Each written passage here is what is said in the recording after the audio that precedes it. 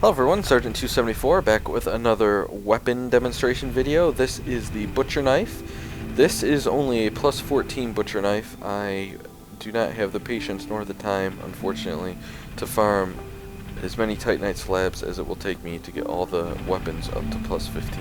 So, unfortunately, most of these are going to be plus 14. Here are the stats at plus 14.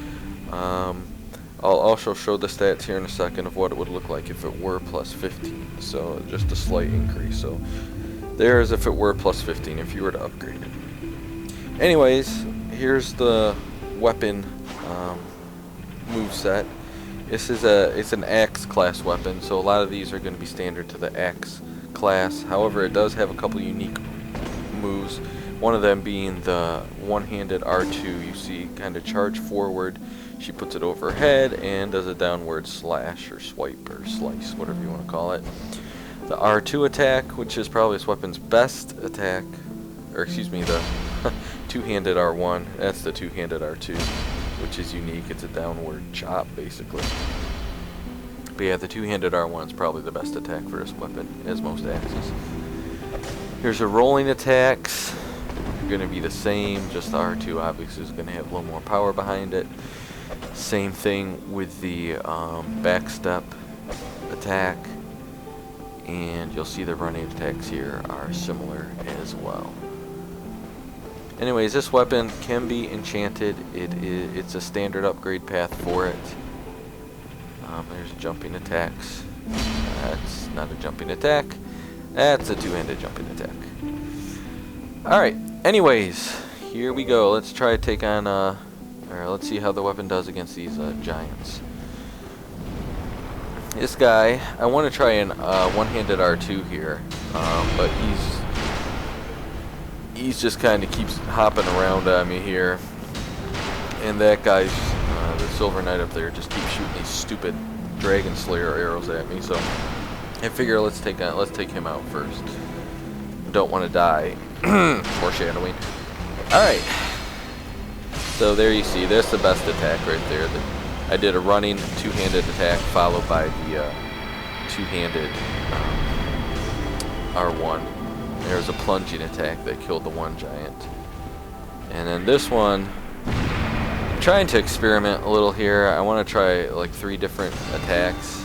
But he's really put himself in a corner there in between the pillar and the stairs, so I can't do much of anything yet. So I think I get behind him here, and here's the the R2 one-handed. So not much damage with that one. It looks cool and it's unique. So I don't know how that would work in PvP. You guys know or like it, or if you think it's a bad one for PvP, let me know. Whatever. You see, he keeps Wrath of Godding me everywhere. Here I get the two-handed R2. 394, so that was the most damage I did against him, the two-handed R2. Alright, anyways, onto the Silver Knights. I'm trying to backstab this guy, but he's having none of it. I hate these Silver Knights, I really do. But here's regular backstab, 68, 557 I believe that was. So that'll definitely one-shot him. Here is the running, or the R2 one-handed followed by a two-handed R1, if that made any sense to you. And here's a failed riposte or parry, and here is a good one.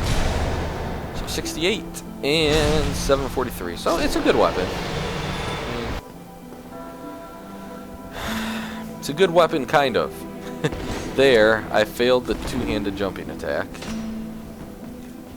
And why I tried a two-handed R2 there, and another jumping attack. You'll see it goes from bad to worse here. So, yeah. Alright, take 2. This time, the 51, he still blocked it. There's a jumping attack for 510. Whatever. We killed him. Now we're going to put the Hornet Ring on and see what the damage output would look like with that. Like, this is not going to be max damage because it's not plus 15, but it's close. It's close. So just add a little bit more onto it. And again, this weapon is a regular upgrade test, so you can buff it if you wanted to. So that was a backstab with a Hornet Ring. And this guy here, I don't really know what I'm trying to do to this guy. I'm kind of confused myself, I guess. I'm trying to get behind him for some reason. I don't know why. Oh, so there I chop him. And okay. So I did the two-handed R1 and R2. Alrighty.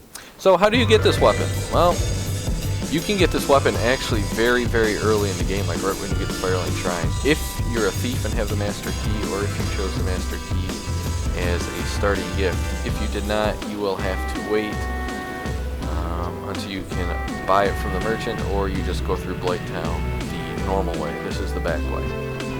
Anyways, this is how you do it. In case you didn't know, that's the gate you need the Master Key for to come this way. So all you do is run past everybody here, and you can make jumps here. I'm going to show you how to do it the safe way. You don't need to kill anyone actually on the way down here. I just did that.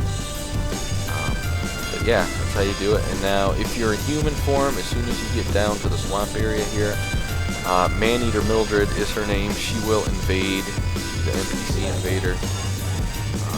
So she would invade right now. If you're not in human form, you can come down here, rest at the bonfire, get to human form, and she will invade, and she will drop Butcher Knife 100% of the time. So that's how you get it. Thanks for watching, everyone. See you next time. Goodbye.